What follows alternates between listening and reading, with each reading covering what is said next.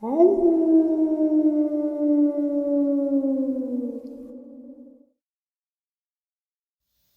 and salutations, everyone. I do hope everyone is still doing well, and welcome to tonight's second half.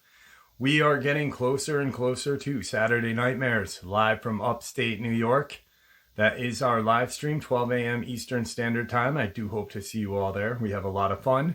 We also share a lot of experiences and theories. It is unlike any other live stream in the paranormal and cryptid research genre on YouTube. So I do hope to see you guys there. We do have a lot of fun. Before we jump into the second half, though, a couple links. As many of you know, I rely on Patreon, PayPal, channel membership, and the merch to help the channel to continue to grow and go. Links to Patreon, PayPal, and channel membership is in the description below, the merch displayed directly under the video. Also, Dogman Frightening Encounters, Volume 1 through 3, the audiobook versions. They were written and researched by Tom Lyons, narrated and produced by me, Jeff Nadolny. Those audiobooks are available on Audible, Amazon, and iTunes, links to which are also in the description as well.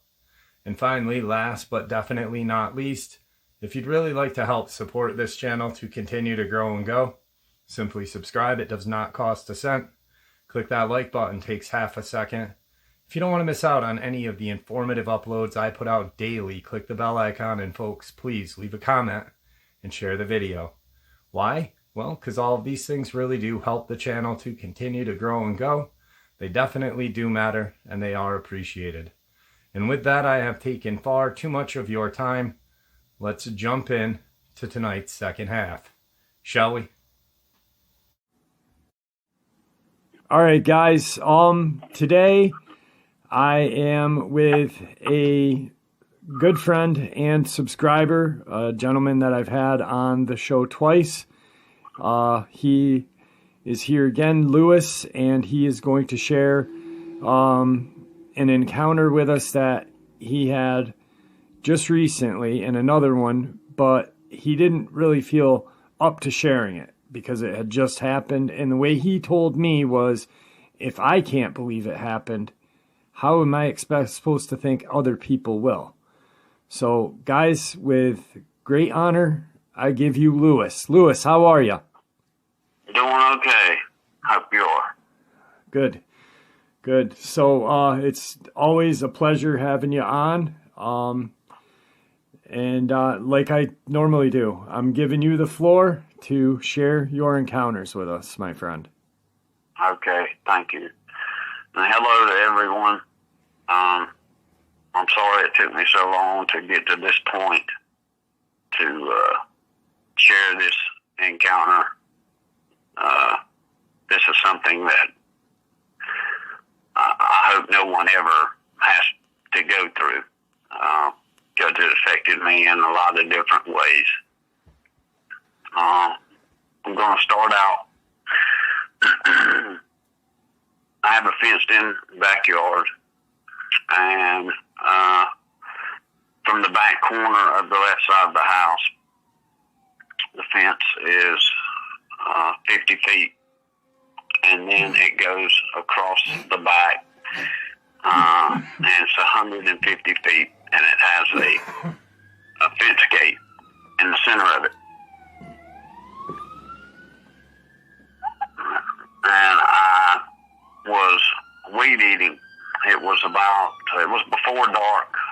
I have a couple mountains behind me, and the sun had went down behind the mountains. But it wasn't completely dark yet. I would say it's probably about 8:30. I was just trying to get everything done so that I could mow the next day. And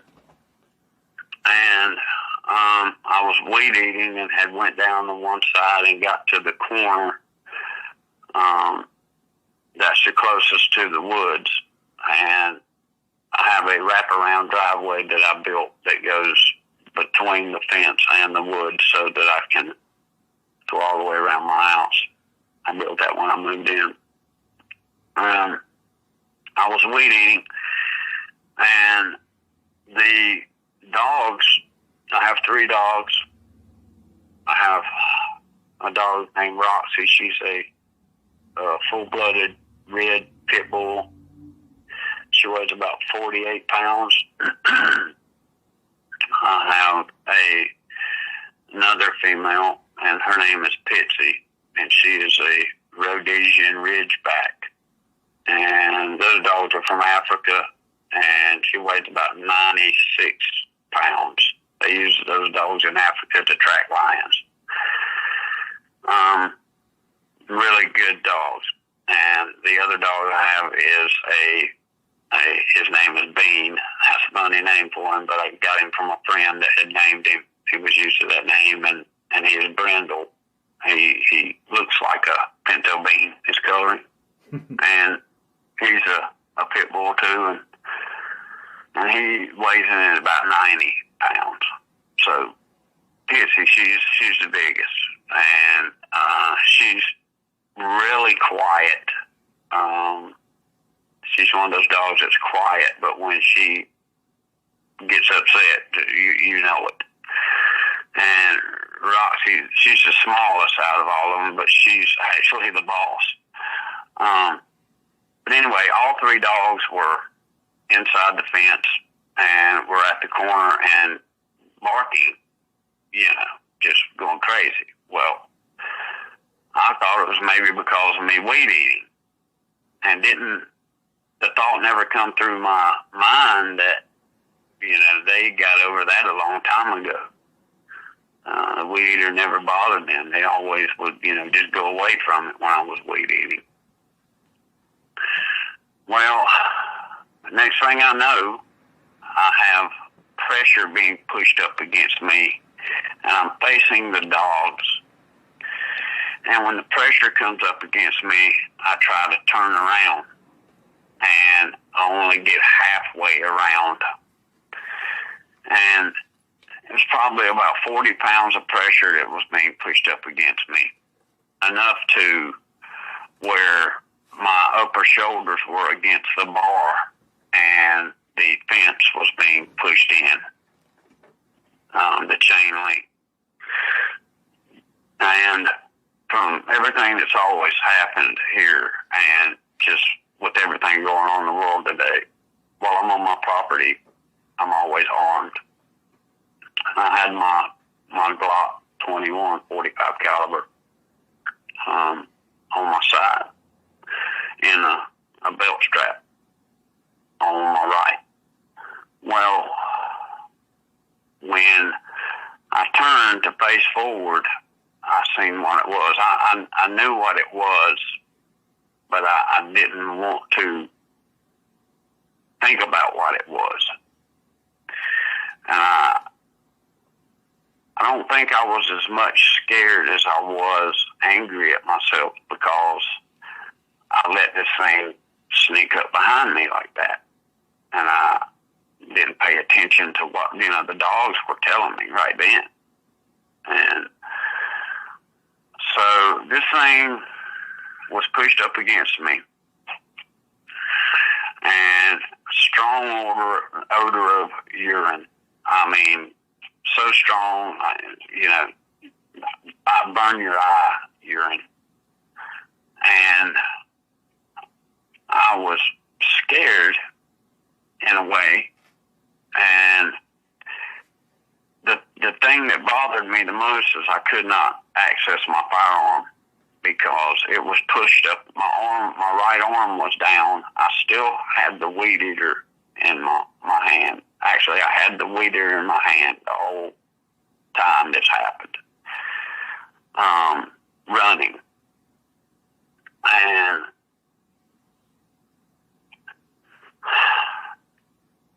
I tried to pull my arm up, and it was probably a good thing I didn't, because if I would have tried to unsnap my holster. And so this thing was just standing beside me, and the height of it, I'll tell you the dimensions here in a little bit. Me being a law enforcement, go back and check these things. And but I can say it was close to my chest, and I'm 6 foot tall. And so it went forward just a little bit, and I tried to pull my arm out, and then it put its head down and backed up. And when it backed up, I was able to pull my arm out, and I wasn't going to put my hand back down there and try to get my pistol because this thing was not being aggressive to me. I didn't know what it was going to do to me. And I just remember all 3 of my dogs had went up into the middle of the yard and were just sitting there, just side by side sitting, weren't making a sound. And this thing almost sounded like it had a murmur to it, like a cat. And as it backed up, it put its head down and nudged its head into me. And I put my hand on the top of its head to try to push it away. And that's when I felt the fur, and it was stiff. It was almost like pine needles. That's the closest thing I can come to. It wasn't soft like it appeared to be. And also I noticed while it was there beside of me, it had what I thought at first when I had talked to Jeff, I thought it might have been like mange, but it looked more like this thing had been in a battle with something, you know, because there was fur ripped out of it. I could tell, you know, it I would say it probably weighed about 200 to 250 pounds. It wasn't a massive, it was skinny. It looked almost sickly. And I pushed its head away, and it never looked at me. It never put its head up and looked at me. And it just started walking away from me. And it started walking towards just down the side of the fence. And I'm still standing there, not moving. Weed eater still running. Still haven't pulled my weapon. And so I'm just standing there watching what's going on. And I can still smell that strong odor. And at the same time, I'm shaking and I'm looking around to see if there's more behind me or anywhere around me, not knowing what to do. And this thing gets up to, I'm still standing there, and it gets up to the fence gate. And Pitsy, bless her heart, she walked down to the gate, and they both stood there, and that's when I got a side profile. It turned its body about 3/4 of the way, and I could see its face and its snout. The thing that was unusual about this is the other ones that I had seen, the snout on this thing kind of reminded me of a horse. Not as long, but it was wide. I could see its canines. Its mouth never opened up to growl, or they say they smile. And the other ones that I'd seen in previous, none of that. Nothing aggressive. And Pitsy got to the gate, and it stuck its nose up to the gate because the snout was so wide it couldn't get in between the poles. But her and Pitsy were sniffing each other, and it just kept kept backing up a little bit, and Pitsy kept sticking her nose farther and farther because she could get her nose through that opening. And then this thing took its hand and stuck up at the top of Pitsy's head and put its hand on her head and pushed her head down. And then let her head come back up, and they were just looking at each other, and Pitsy had her snout through, and it just immediately grabbed her by the snout with its hand, and it was totally wrapped around her, and automatically Pitsy started whining. She started trying to pull away. She had all 4 of her feet dug in. I mean, the ground was tore up from where she was at. And bless her heart, she, only way I know to say it is she defecated all over herself. And it was all over, and she urinated all over herself. And she was sitting in it because she was trying to bulldoze her way backwards away from this thing. And she was stepping all in it, and it was going all over, and I really didn't notice that until after, when I had to clean her up. But I immediately unsnapped and unholstered my weapon, and I loaded my own shells, and, I'm pretty sure the 45 I had I could have done some serious damage because I reload all my shells and I load them to the max. So they're traveling 1,340 feet per second. And I had a clear shot at this thing's head and body. And when I started yelling, it didn't pay me any attention. I started running up on it, and I got up within like 10, 15 feet. And Pitsy was whining and crying, and my other dogs were barking at this time and running around going crazy. So I don't know why I did not shoot the animal. I had 1 in the pipe, 13 in the clip, 14. I'm pretty sure with that 45, I probably could have done some serious damage. But I fired 2 rounds off, and as immediately as I fired them 2 rounds off, down at the ground about 3 foot from it, and immediately turned her loose, she fell backwards, and this thing turned its head and looked at me and growled. Did not show me any teeth. It just made the growling sound. And I just stood there. And this whole incident was probably 45 seconds from beginning to end. And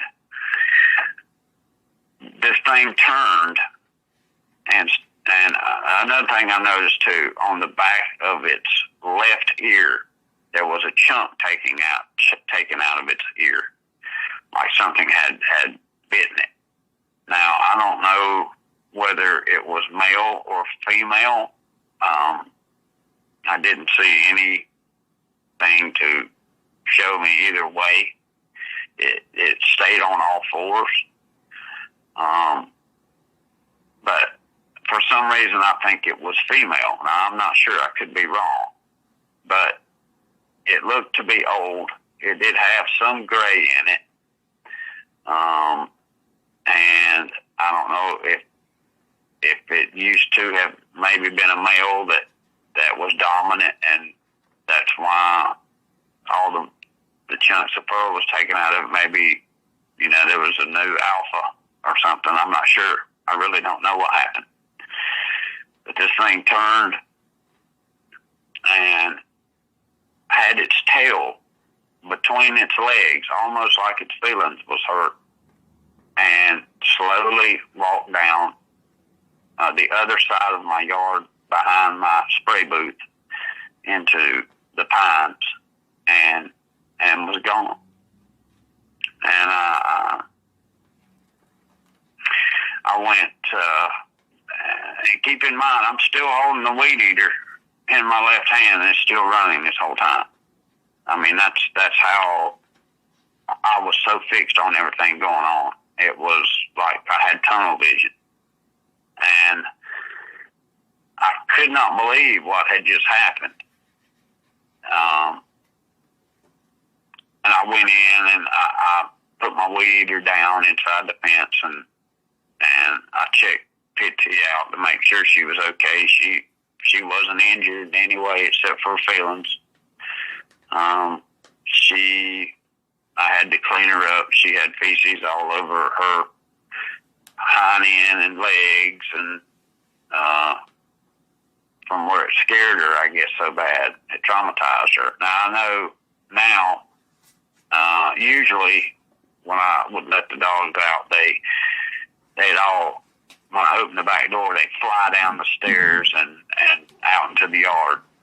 Now, both the other dogs do that, but not her anymore. When I open the door, she flies to the end of the steps and stands there and looks around. So I don't know if that's something she'll eventually get over. But about, I guess, 2.5, 3 weeks after that, the other thing that happened was I was sitting in the house. I had a load of laundry going on. I was watching TV. I was waiting on some clothes to dry so I could fold them up.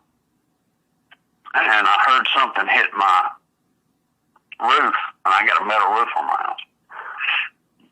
And I heard it bounce around on the roof and go off and fall off the house. Excuse me. And all my dogs just started going crazy, and they run down to the corner of the fence and was barking.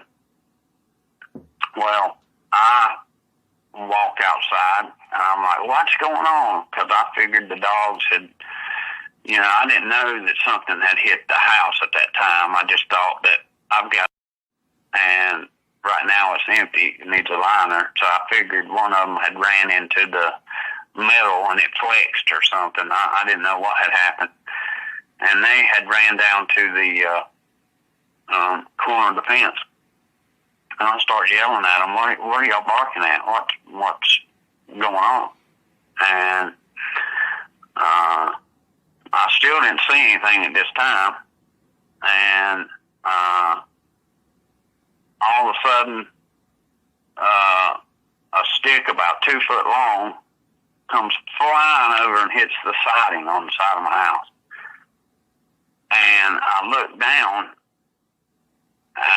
in the woods. I'm still not seeing anything. And I stand there for a minute, and I hear a crack. And I look up on one of the trees, and about 25, 30 yards into the woods, there's one, and it's black. And it's got its one arm wrapped around the tree. Its feet dug into the tree. And it's breaking off tree limb, pieces of a tree limb. And when it threw that, I knew right then, I said, okay, I'm not dealing with this. So I come in and got my AR-47. It's a AR-15 platform, but it's chambered in 7.62 by 39. And I went out and aimed about 6 inches above its head and blew a big chunk of wood out.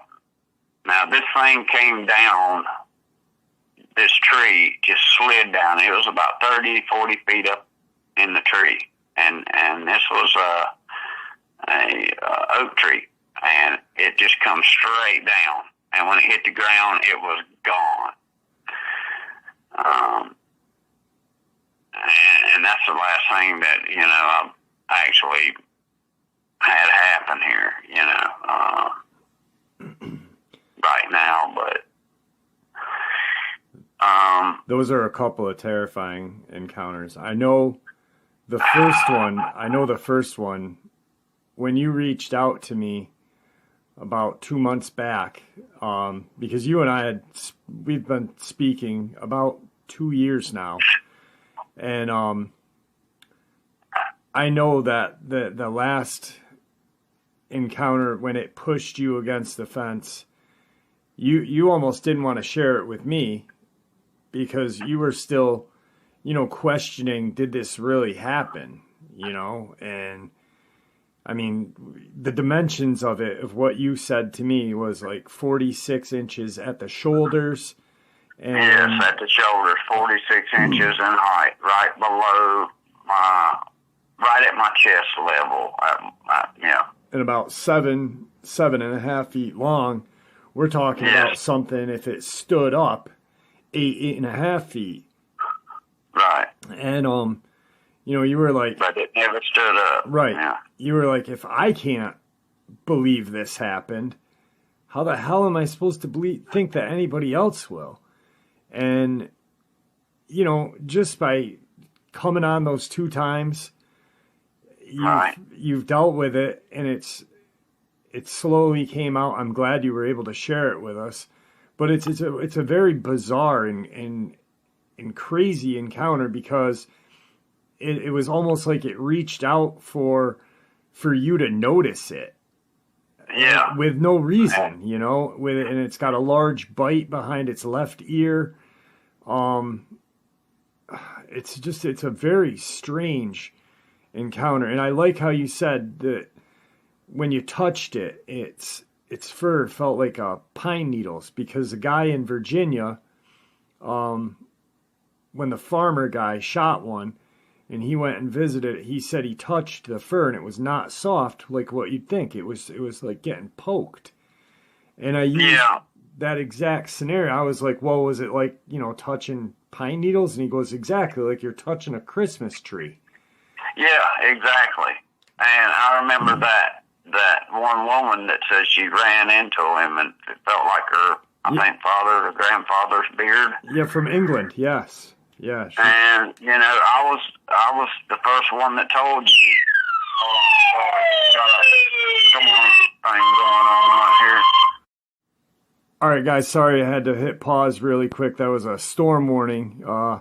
Lewis lives in North Carolina, and they're having a storm coming up right now. So, where were we? The lady from England. And, yeah, you were the first one to tell me that that's how it felt like to you. And I was shocked because there was 2 other people, and I hadn't shared that. After I told you that. Yeah. And that's... When looking at them, and this one was different than the one that I encountered in Rowan County. That one, I was cooking on the deck. I mean, that one was terrifying. I had nowhere to go, and this one, even the fur. It looked the same, but the one in Rowan County, I don't know whether it was just the light, but it looked like fiber optics, kind of, up around the mane. It was like turned rainbow colors as the light hit it. That was a weird situation. Right. But it was very aggressive. But this one, I don't know why it did that. And like I said, it bothered me because I let this thing sneak up behind me. And that's something that I'm trained not to do. I just let my guard down, and I had my dogs letting me know, and I couldn't tell you if nothing felt different. I mean, you hear how some people say it gets quiet and it's like different, there's no insects or nothing. But like I said, I had the weed eater going the whole time, and I can't believe I didn't even lay it down. I guess I was in shock. That's the only thing I can say. But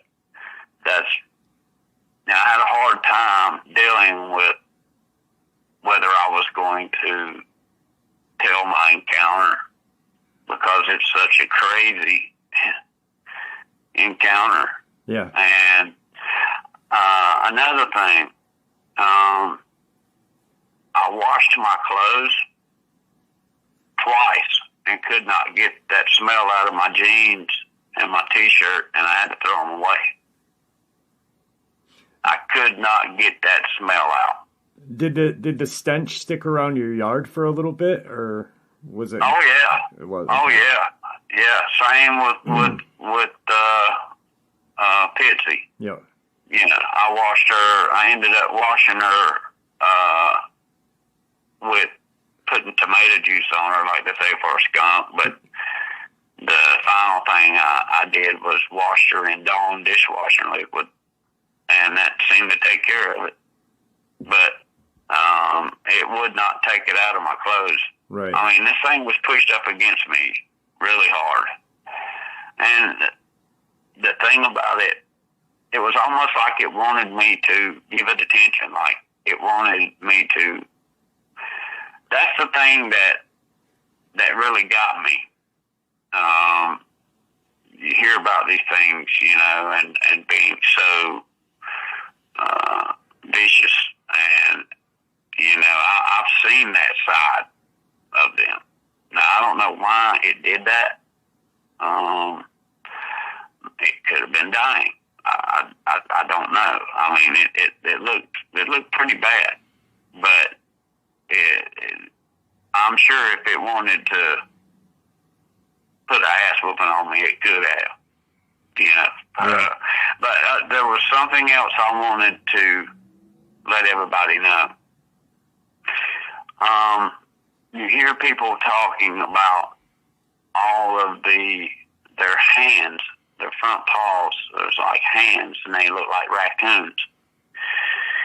I have like maybe 10 or 15 squirrels that I feed sometimes out in the front yard, and I go to the park, and these squirrels know me, and they come up to me, and they will take the peanut out of my hand, and some of them will come up on my leg.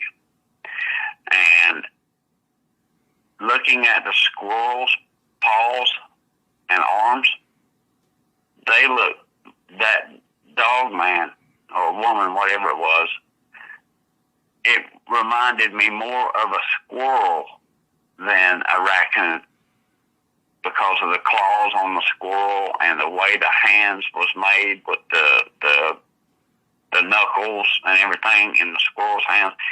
It looked more like a squirrel than a raccoon. After I was able to get a really close look at this thing, right? You know, I mean, up close and personal. Yeah, absolutely. You know. Yep. Said it was like everything happened in slow motion, and I had to sit back and think about it to, you know, did this just happen? Yeah. You know, and I had to finally come to my senses and say, okay, look. Right, you came to terms with it. You need to deal with this. Your mind's trying to tell you not to deal with it because it obviously messed up your mind and your sense of reality. So that's why I finally decided that, you know, I would tell my story. Well, I appreciate it. I really do. And I know it took you a while, and I had to come to terms with it, Jeff. Yeah, exactly. And you're courageous for doing that. And I truly appreciate that, because it's people like you and other guests who show the courage to come out and help other people come out and share their encounters. You know, people I've talked to are like, oh, you do such a great thing. I don't do anything. It's you guys. I give you guys a platform to tell your encounters. And you guys are the true heroes of this channel. Well, Appreciate that, man. And all I can do is just tell what has happened to me in my lifetime. Right. You know, and like I said, the first story was that happened to me when I was 5. You know, and I didn't understand it then, and you know, and then I started wondering, you know, is these things following me around? Am I cursed? What's going on? And you know, right. But we got a little bit of time. I want to ask you a couple questions, if you don't mind. Sure. I got about 10 minutes left of record time. When back to the second encounter after this one pushed you against the fence, the one that was in the tree. Now you said it was like about 25 feet up in the tree, roughly. It was about, I'd say about 30, between 30 and 40 feet. It was up there, pretty good. But the thing is, my property goes downhill, so it would have been probably, now from the ground up, about between 30 and 40 feet. But at the level of the fence in my house, it was about maybe 10, 12 feet if you're looking straight plane across. Right. And it was, I don't think it was throwing the sticks at me. I think it was throwing them at the dogs. Okay. Because they were at the fence, and it was coming just slightly over the fence, you know, and you could hear them going, bam, you know, when it hit. But I only had to see one. And then, you know, I realized after I had taken the shot, you know, I could have, you know, put one in his head, but I didn't. I didn't know what would be the outcome of that. So, they don't seem to be, you know, aggressive with me. Now, when he slid down that tree, he kind of gave you like a look. You said he was kind of like a little bent, that you didn't spend more time looking at him or whatever as he took off. You said to me privately. Oh, like when I made the shot. Yeah. Oh yeah! As soon as I fired, it blew a chunk out of the tree about 6 inches above his head, and he just, it was almost like he pulled his bottom claws out and just had hand claws. He just comes straight down like you'd see somebody rappelling out of a helicopter. I mean, he was just, he was moving.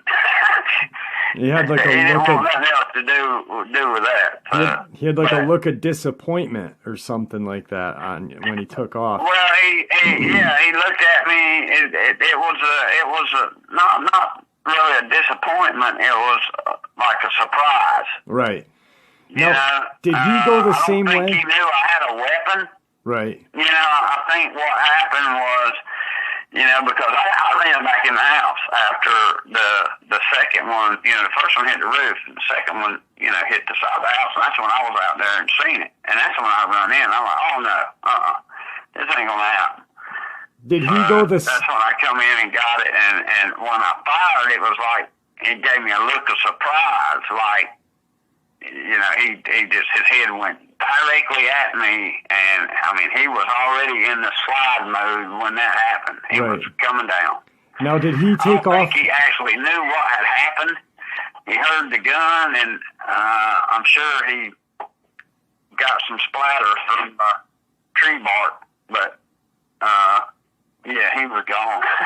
Did he take off the same way? Lewis, shoot him, you know. Lewis, hang on a second. Did he take off the same direction as the one that had you pushed against the fence? Did they kind of go in that? No, the one that had me pushed against the fence had went all the way down to the middle of the fence where the gate was, and went off on the other side of my property where my spray booth is, where I used to build hot rods. Okay. And went, because there's a patch of, like, they're probably 15, 20-year-old pines. They're maybe 20 foot tall, and they're not real big around. It's just thick pines right there, and he just went down through there. Now this one was over at the right side, on the corner where it started, where I was weed eating, and he was in a tree that was directly back behind that corner, kind of off to the right a little bit. There's a couple of big oak trees down there. Okay. He was off to the right. I'm going to include the picture again of your yard when there was you have it circled. There's one standing kind of like at an angle from your doghouse. And was that roughly? But this one was different.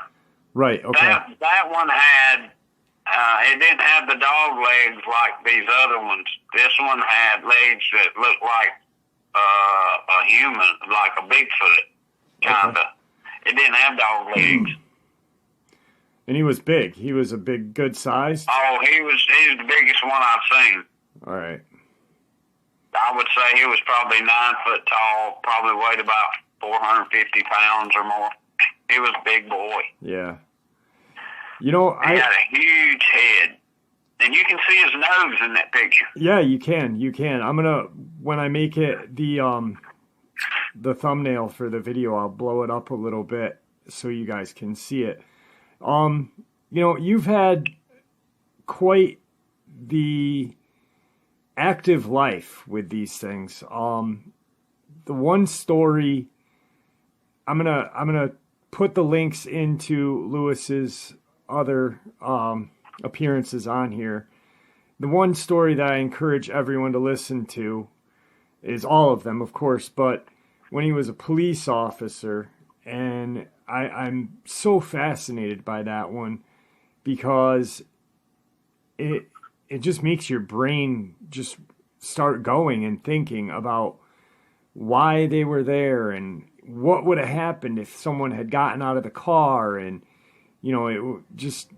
you've had a really traumatic life with these things. And I truly, I can't say it enough how much I appreciate you coming and sharing that.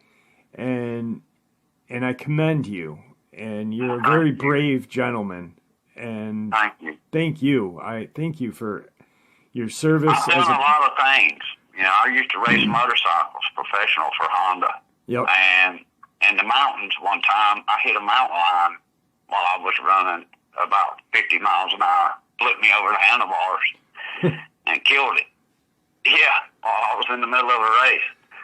So, I've had some unfortunate incidents. Yeah. I don't know whether you can say I've been lucky or unlucky. Right.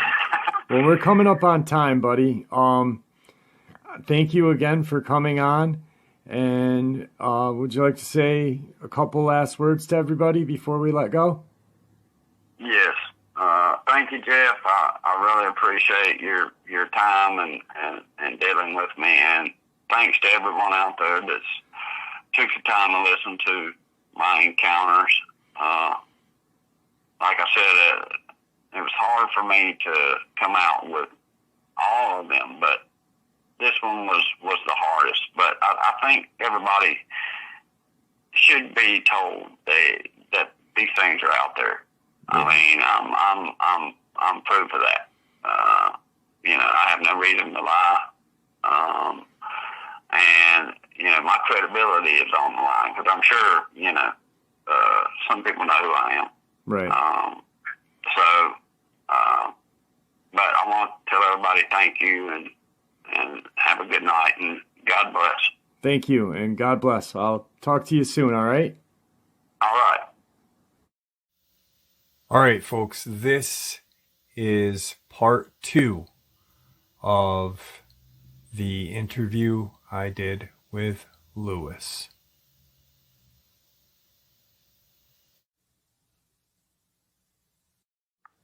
All right, guys, today I have a guest that you guys are familiar with and have grown to like me. Great guy, Lewis, and the other day he heard Adam, and they live very close to each other, and Lewis immediately shot out an email to me saying, I cannot believe this. It validated everything I said. I got to talk to you. And I said, all right, let's communicate. And today I give you guys Lewis. Lewis, how are you? I'm doing great, thank you. Good. All right. Well, I'm just going to give you the floor, and let you share everything that you want to share. Actually, guys, really quick, we were recording for about 4 minutes and we had to start all over again. So this is a retake. Lewis, I'm sorry about that. That's okay. Have at it, buddy. All right. I want to tell everybody thanks for coming on and listening to my encounter, and for all the support that everyone gave me when I did give my encounter. And I want to tell Adam thank you for coming on and with his encounter stories, and it kind of validated me and made me feel better. I lived about a mile to a mile and a half away from Dale Earnhardt Industries off of Highway 3 in Rowan County when I had my encounter while I was cooking on the deck of my home. So that was kind of unique there. You know, that's not far, just a creek over and through the woods, and there was Dale Earnhardt Industries. And he also mentioned Highway 73 that comes out of Mooresville on the lower part of the lake, and you cross over a bridge, and that is McGuire Nuclear Plant. And Lake Norman is on the top of the dam, and at the bottom it's the Catawba River chain, which turns into Mountain Island Lake. And it's all woods for miles, thick woods. That's where there was a Revolutionary War battle that took place in the 1700s.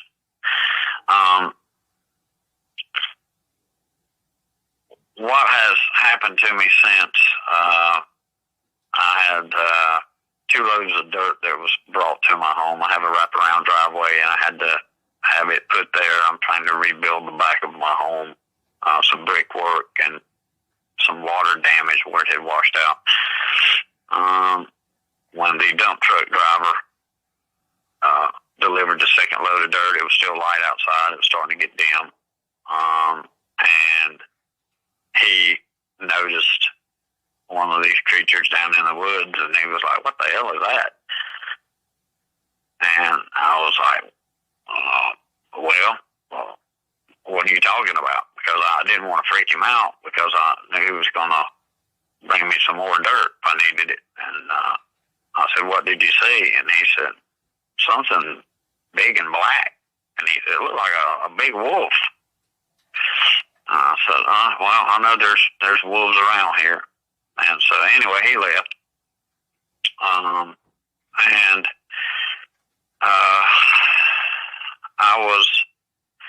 this was about a week and a half ago, 2 weeks. I was out on my tractor trying to spread this dirt, and it was about 7:30 in the evening. I had started at about 5. I was trying to get it done because it was supposed to rain. I was wanting to get it packed down before it started raining. And I had cut my headlights on my tractor and just kept working, and it started getting darker, and you could see just a little bit. And I noticed there were 2 figures down in the woods, and the one figure was the one that I sent the photo of to Jeff. And there was another one which was smaller, and I could make out breast on this one, so I think it was a female. They didn't have the dog type legs, which leads me to believe it's the werewolf type. and one of them let out a scream, and I had my phone on me, and I said, okay, I'm going to capture this scream. So I pulled my phone out and put it on record, and they walked around down there a little bit, and then they come back up. I tried not to stare at them, and they were probably a good 100 yards away from me. And I was just getting ready to shut my recorder off, and then I got the scream again. So I did get it, and I will be sending it to Jeff. A couple of days after that, I had when I got done. I said, okay, I'm finishing up with my dirt. I'm going on in. It's getting dark. So a couple of days after that, I've been up remodeling my home on the inside, and it was about 3 a.m. and I was washing dishes at the kitchen sink, and I have a window that's like an octagon style window. It's about, I'd say, almost a little bit over 2 foot wide and 2 foot tall. And while I was washing dishes, I got a growl, and it kind of freaked me out a little bit, and my dogs started barking and growling, and they had been asleep, just laying in the living room in their beds, and they ran over to the kitchen area and were just going crazy, whining and growling, and then I got a tap, and I didn't open the window. I didn't want to see what was there. And so a couple of nights after that, I was working here in the house, and I was in the living room working on my mantle for my fireplace, and I heard a tap at the window, and again, it was around 3 a.m. I've been staying up late trying to get some of this done, and immediately the dogs jumped up, ran over, and was sniffing and growling and barking and running around the kitchen. And so I walked over to the window, and I heard a tap, and I opened up. I said, okay.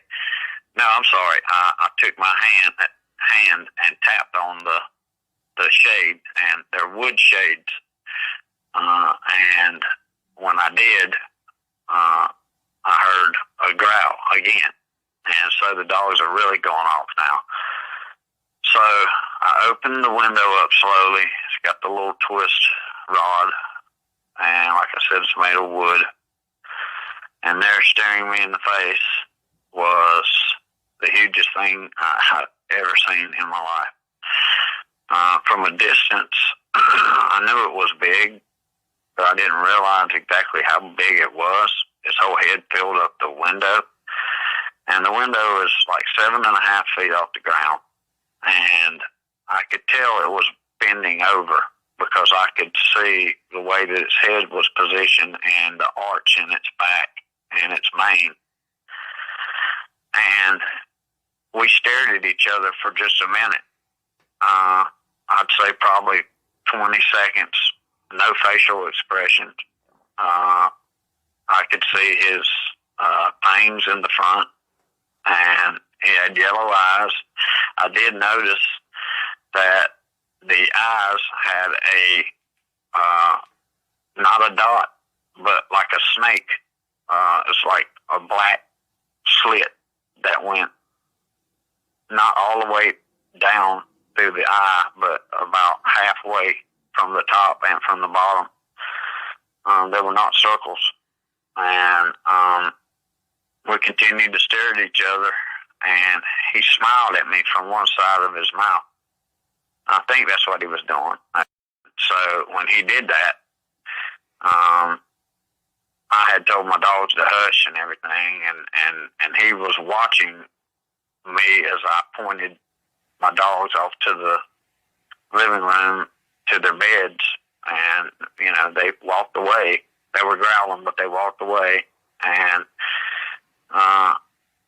he did that, and he was looking, and then he was smiling at me through one side of his mouth, so I smiled back at him the same way, and his head cocked to the side, and I didn't fear anything. I didn't feel any fear. I was more amazed at what I was looking at, and then it automatically growled at me, showed me all its teeth.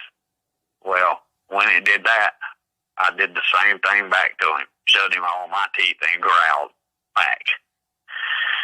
Well, when I did this, he just stared at me and got backed up about a foot from the window and growled real hard, so I growled real hard back.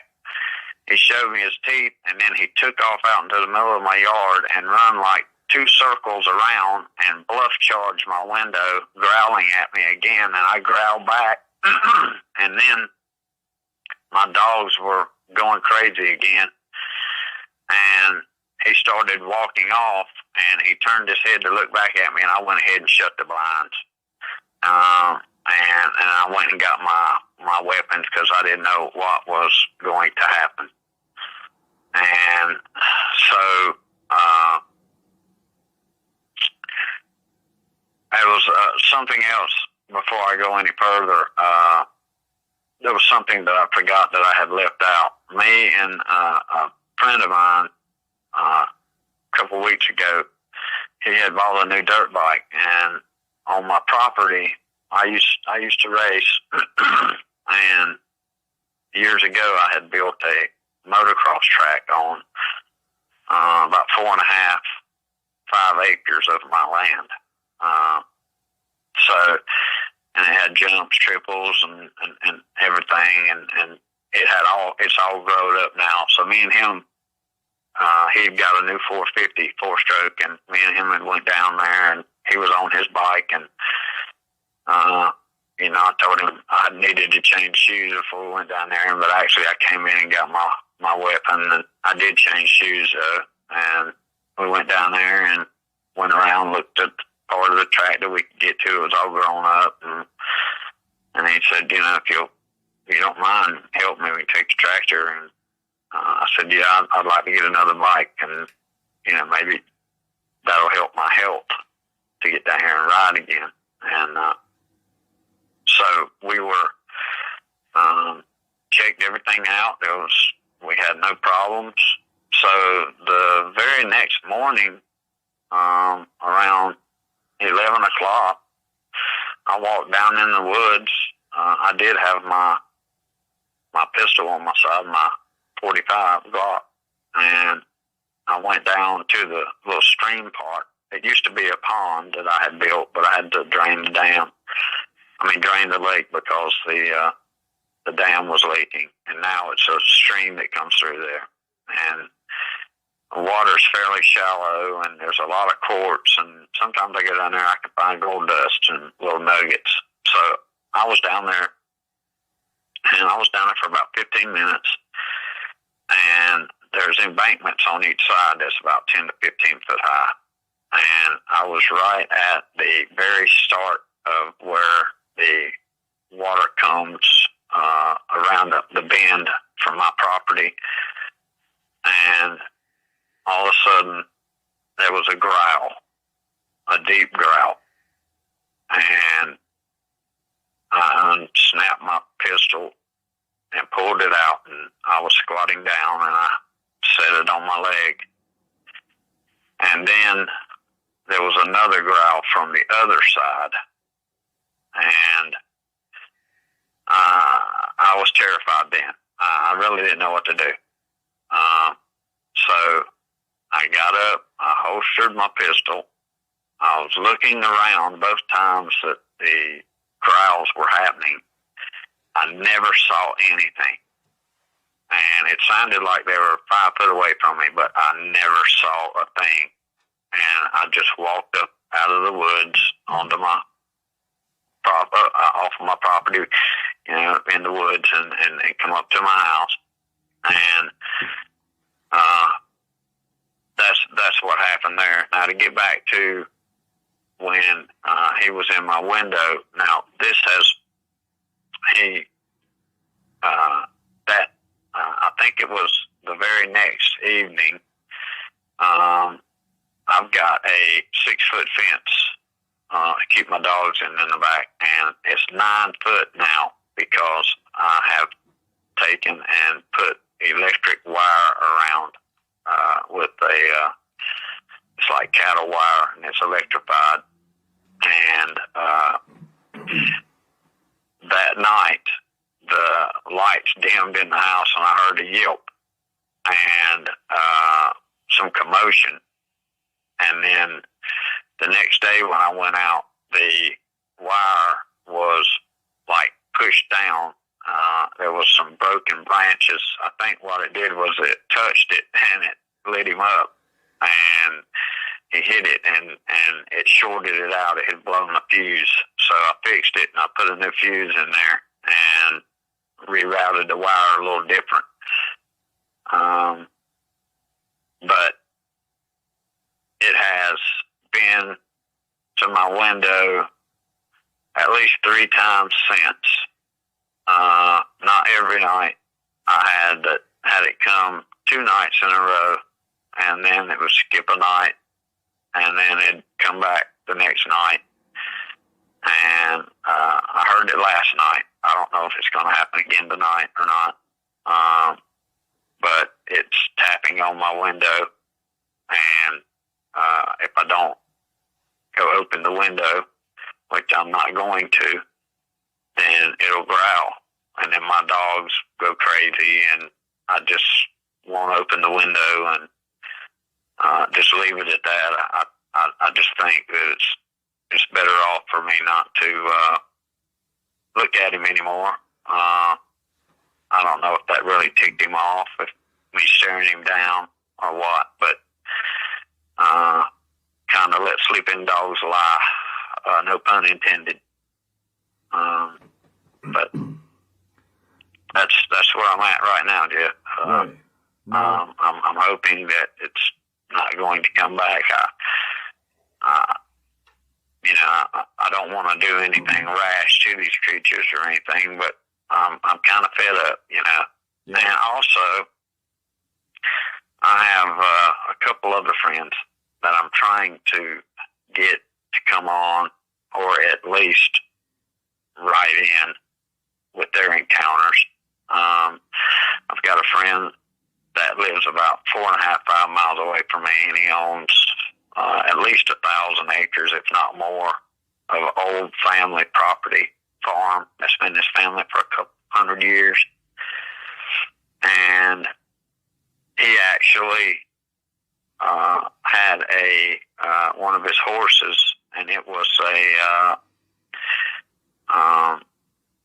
it was probably about 6 months old, because he had shot me pictures of it, sent me pictures of it, and said, you know, look at my new baby, you know, that was born.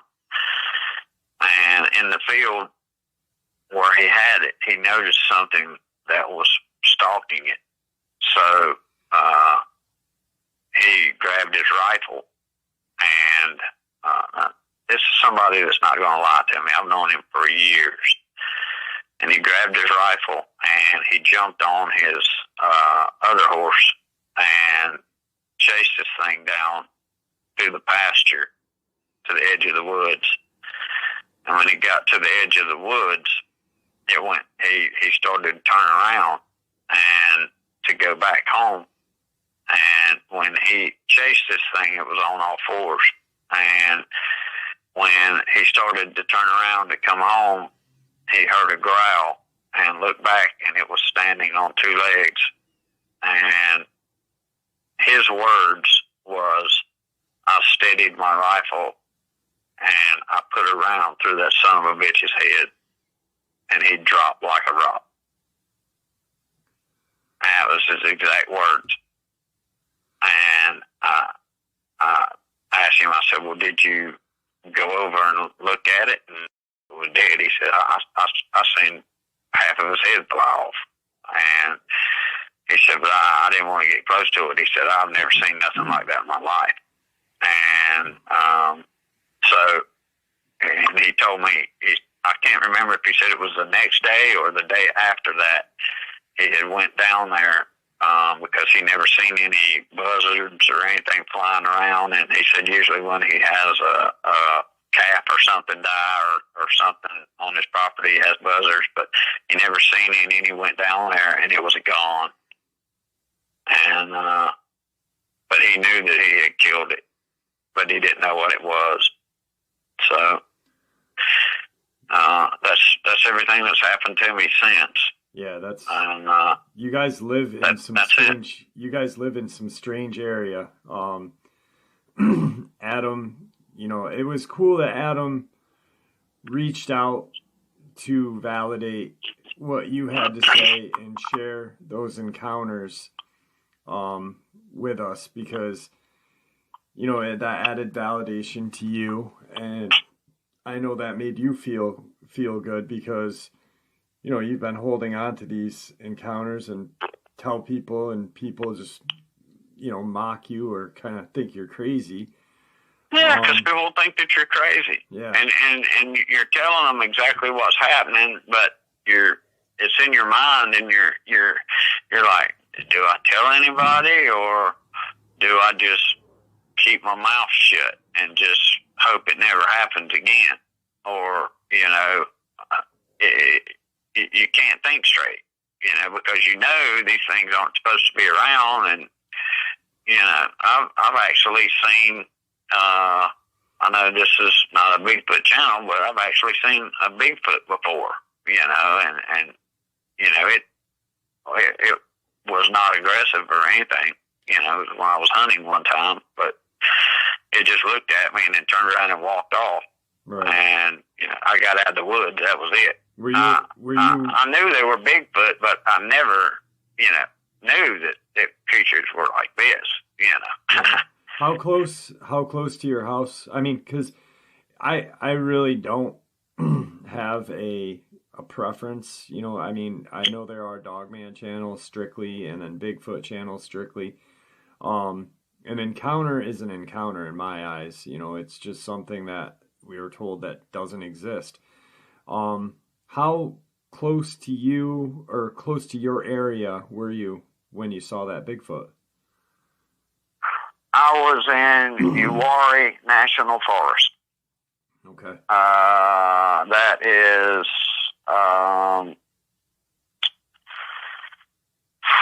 about an hour and a half away from me. All right.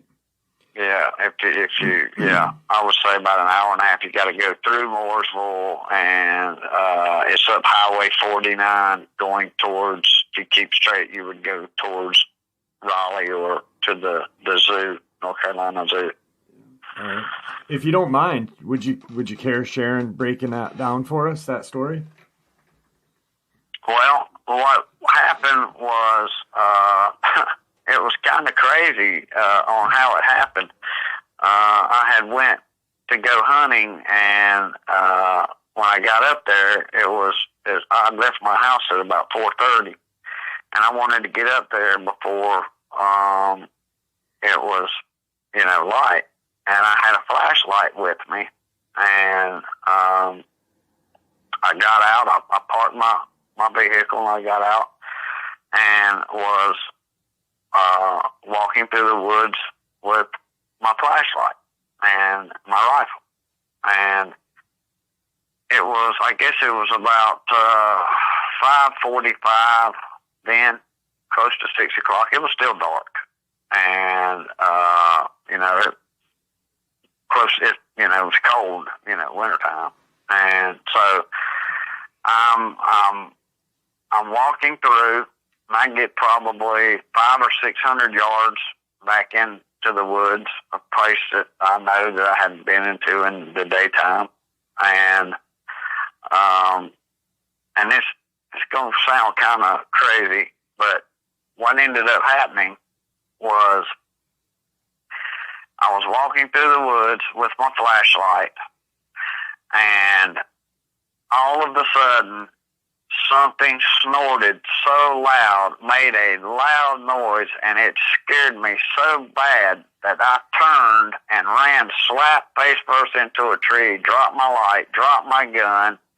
The light, I guess the bulb went out in the flashlight, and it was pitch black. And I reached in and got my cigarette lighter and flipped my cigarette lighter and went over to try to find a tree to get up against because I was freaking out. I didn't know what it was.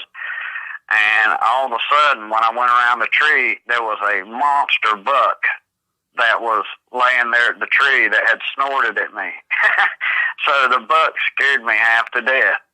And so I propped up against a tree, and once I knew that it was a buck that scared me, then I said, okay, well, you know, I'm okay. Everything's good now. I kind of recuperated, got my senses back to me, and just waited for it to lighten up because I didn't have a flashlight then, and because I was going to make my way to where I was going to put my stand. And so as soon as it started getting light, I picked up my rifle. I tried my flashlight again. I had been messing with it, and I unscrewed the front of my flashlight, and just to see if I had broke something. And yeah, I to the bulb, and I found out later when I had got home.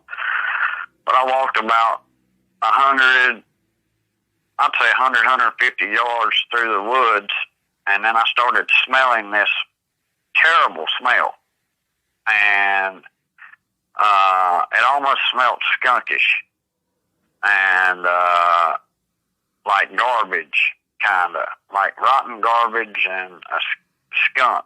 And I thought I was going to come across a dead animal or something, and I kind of changed.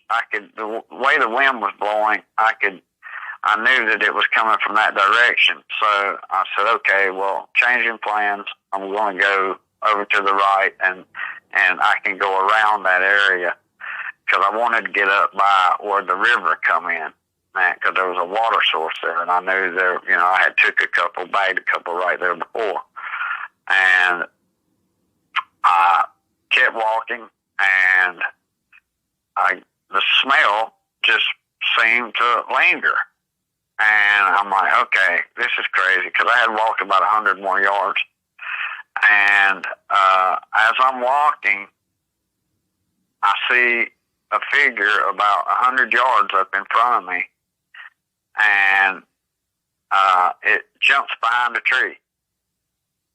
And I stopped dead in my tracks, and I'm sitting here looking at this thing. And I'm like, okay, what is this?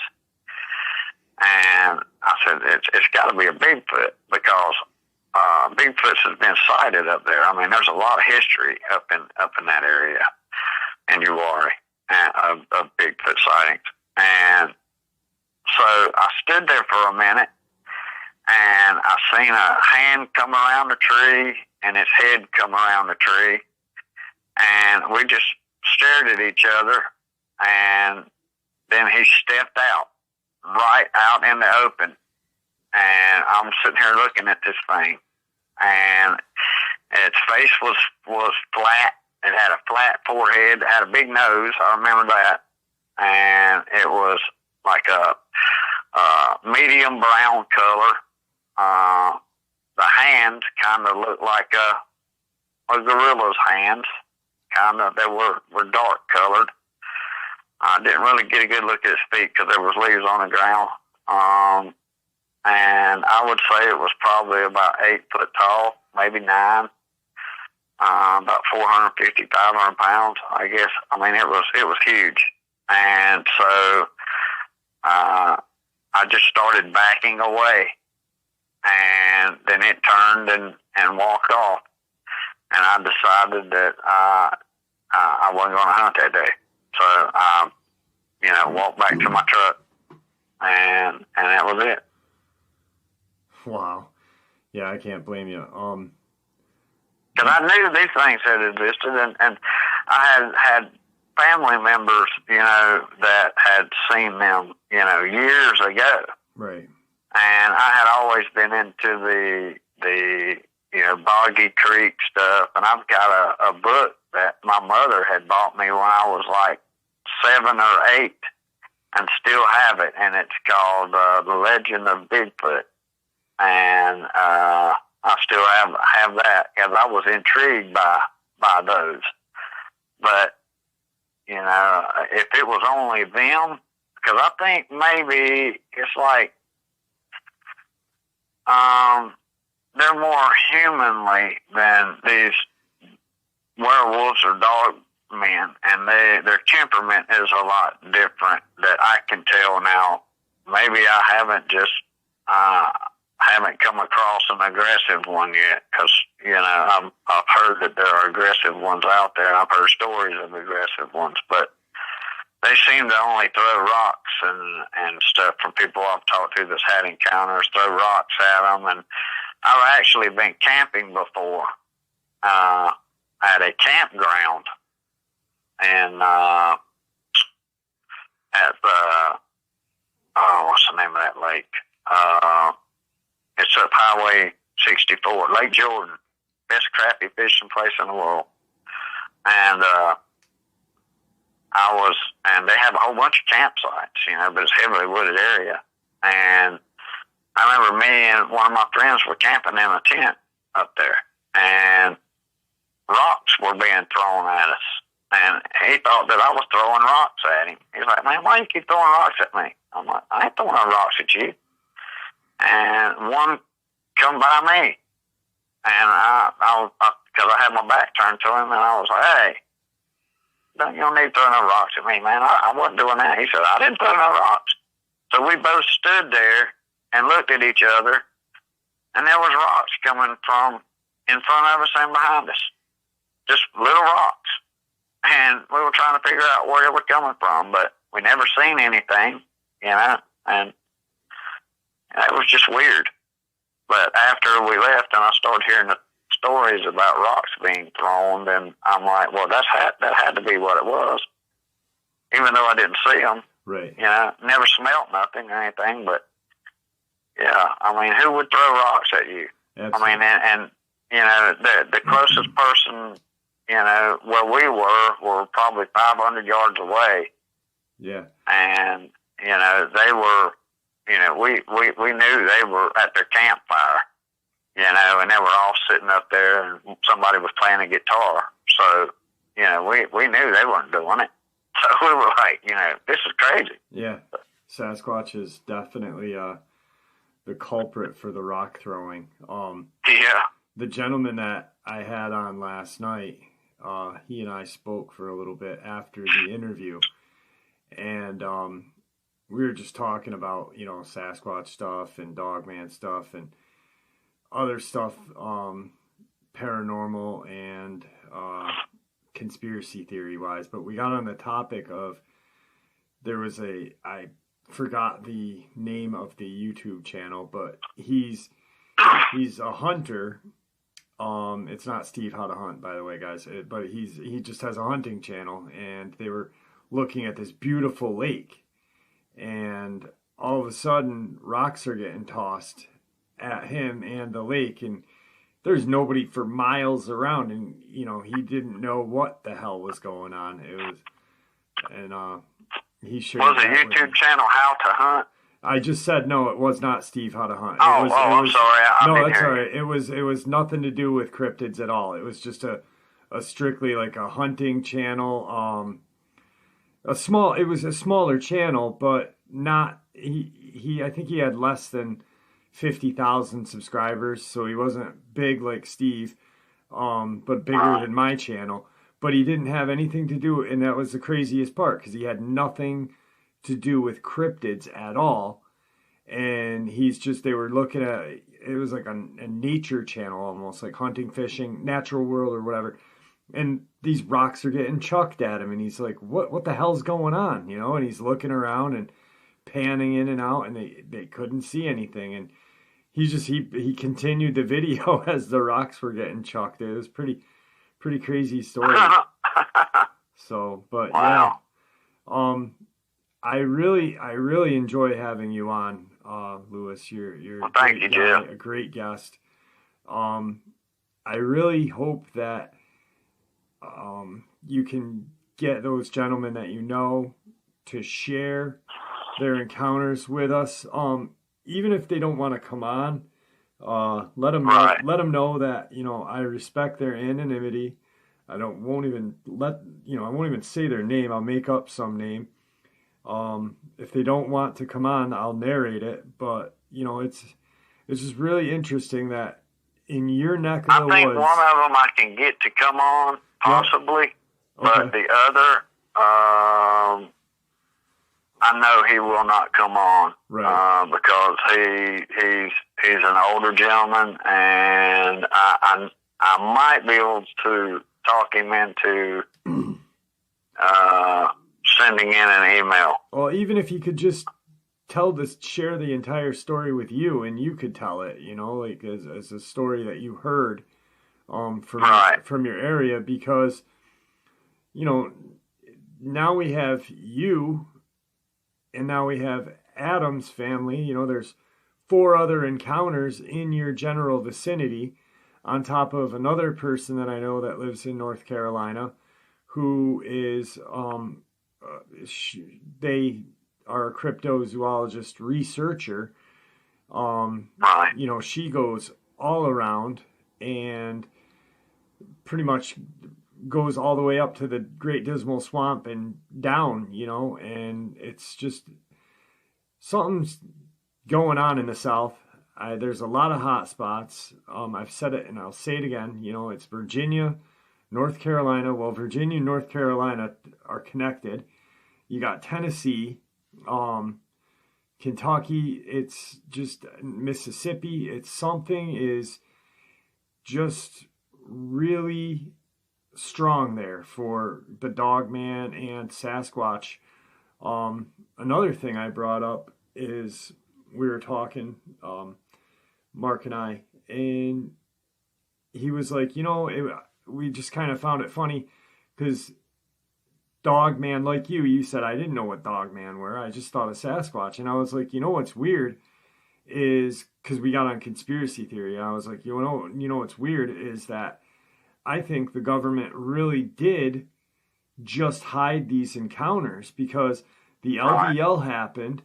But there was mention of Dogman long before the 80s, 90s, 2000s, because in Louisiana you had the Rougarou, you know, and that's the original friggin' Dogman. That Dogman term was key, or, you know, it was coined by, you know, Linda Godfrey for the Michigan Dogman, or not by her, but in Michigan. But we had the Rougarou well before the Michigan Dogman. I mean, there's been stories of these creatures. They were just covered up and not shared for some reason. And I'm sure down south, you know, there's probably 80-year-old people, you know, men and women, that have these stories and are just holding on to them, you know, and it's like a gold mine of encounters down there. So sorry. No, I'm done.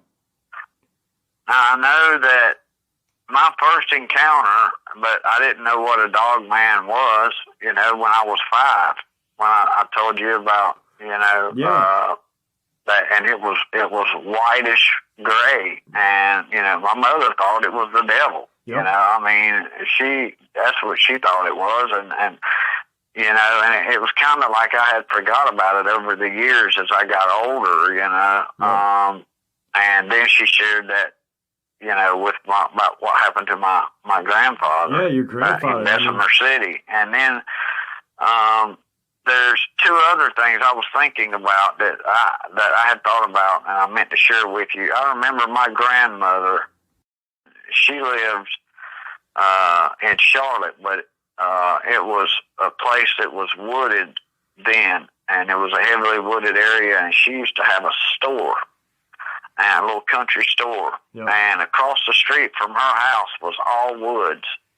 And I remember her telling me, because I used to ask her all the time, because she used to tell me about a old cow that she heard a bell and heard an old cow come out of those woods one time, and she was sitting on her front porch one time, and she seen the biggest wolf she had ever seen in her life. And there weren't supposed to be any wolves then. And I used to tell, every time I'd go see my grandmother, I'd say, Grandma, please tell me those stories again. Yeah. And now there was another encounter. I don't know if, now this was actually in the papers and the news. I got about here. 6 minutes, so if we can fit it in 6 minutes, we're gold. Yeah, at Lake Norman, up here at Lake Norman State Park, there was someone that had an encounter with a Dogman. I think it was a woman. She had an encounter with a Dogman. You can look it up, and it's at Lake Norman State Park, and that's just right down from me.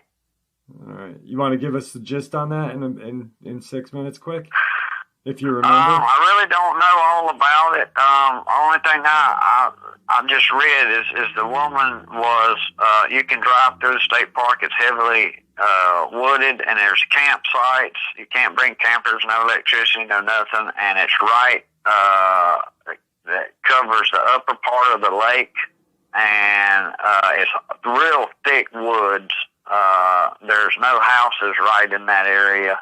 And she was driving through the park and ended up stopping to get out to look at one of the camping areas that she was thinking about maybe having her family come camp at. And she had seen this thing standing up behind a tree, and she got in her vehicle and hauled ass out of there. I'm going to see if that's basically what the article said. Right. I mean, you can look it up. I'm not 100% sure on that. Yeah, I'm definitely going to look that up. Lake Norman. All right, that's awesome. Once again, it's always a pleasure having you on. You're a straight up classy guy. I like having you on. One thing that I do want to let everybody know is, in case you haven't noticed, Lewis is gaining his ability or his speech ability back after the strokes. If you Thank God. If you go back and listen, he sounds 10 times better. And I'm glad that your health is getting better. Well, thank you, Jeff. You know, me too. I've done a lot of praying, and I know when I first came on, it was hard for me to pronounce my words. I sounded like I was from way back in the sticks. But, it's getting better. I can pronounce my words better, and I can get them out. Yeah. Because the problem was I knew what I wanted to say, but my mouth would not work right. Right. If that makes sense. And you could hear it because, and people... we had told people that you had your strokes, and, it was almost like you were thinking about what you were saying. It wasn't you didn't sound bad. You had stroke, and it wasn't your fault. And I'm glad that I've actually had 8. 8, yes. 8, and I'm still here. Yeah. Yeah. Thank God.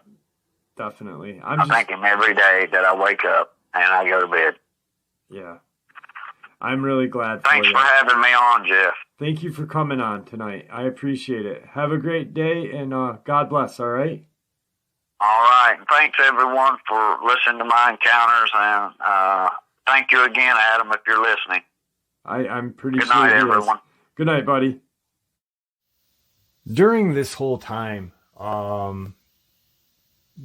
I was introduced to Lewis, and he and I had spoken for a very long time, he shared a lot with me. And I remember on one of the occasions when his dogs had gotten attacked and he had urinated himself, and he was just so embarrassed about that. And that embarrassment and the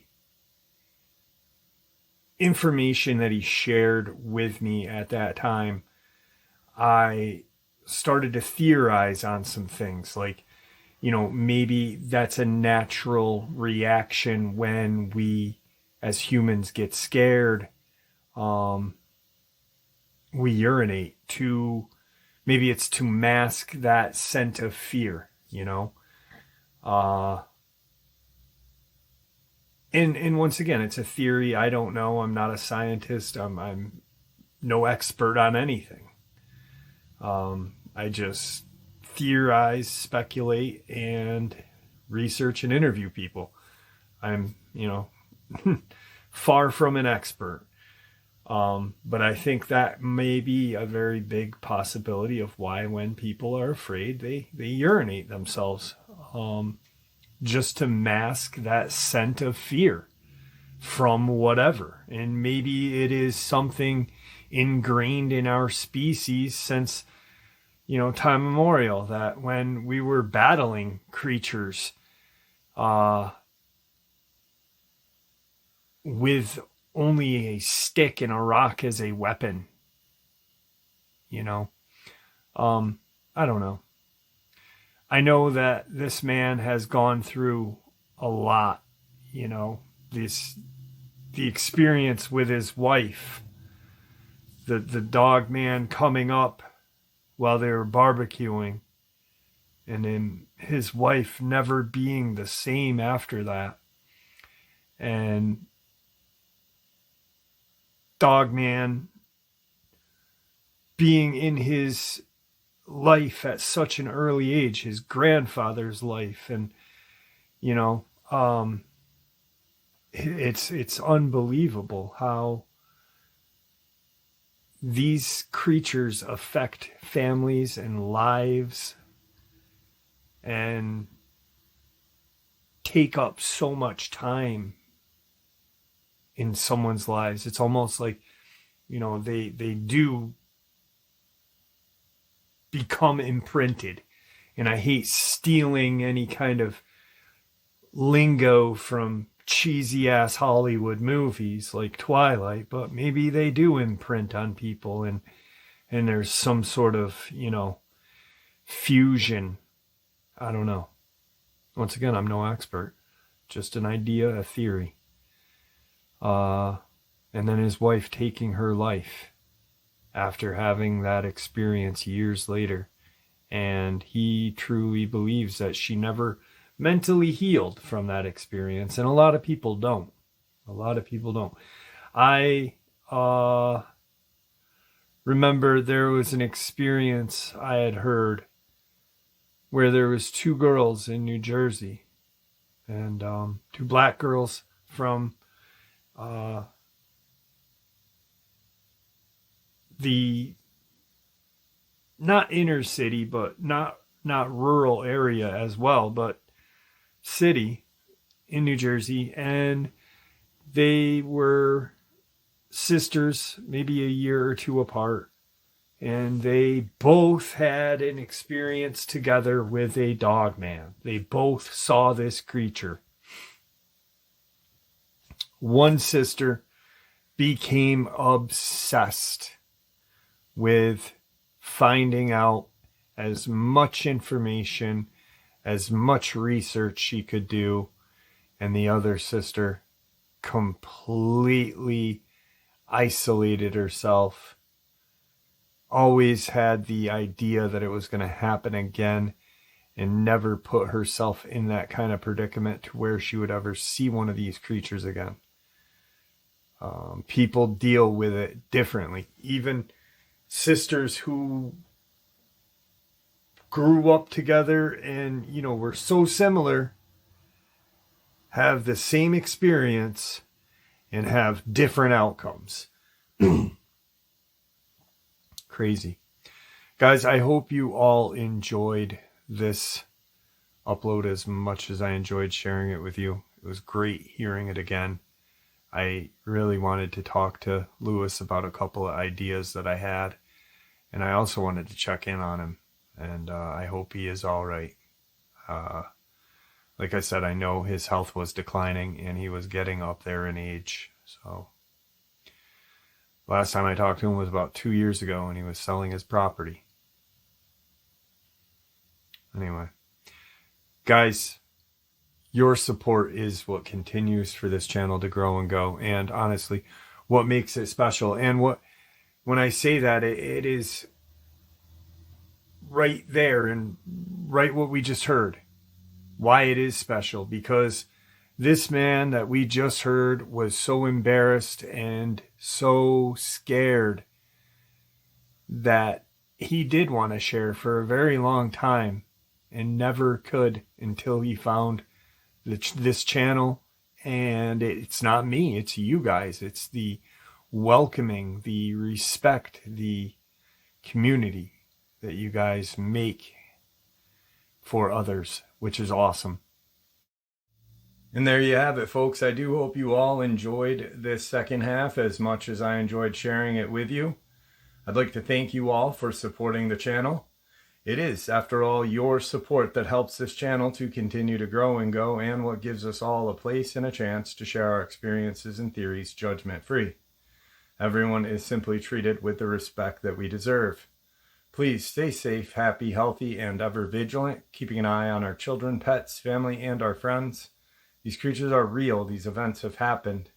Share this information with those you love and care about, and it may just help save their lives someday. Until next time, never stop asking questions, never stop searching for the truth, and God bless you all.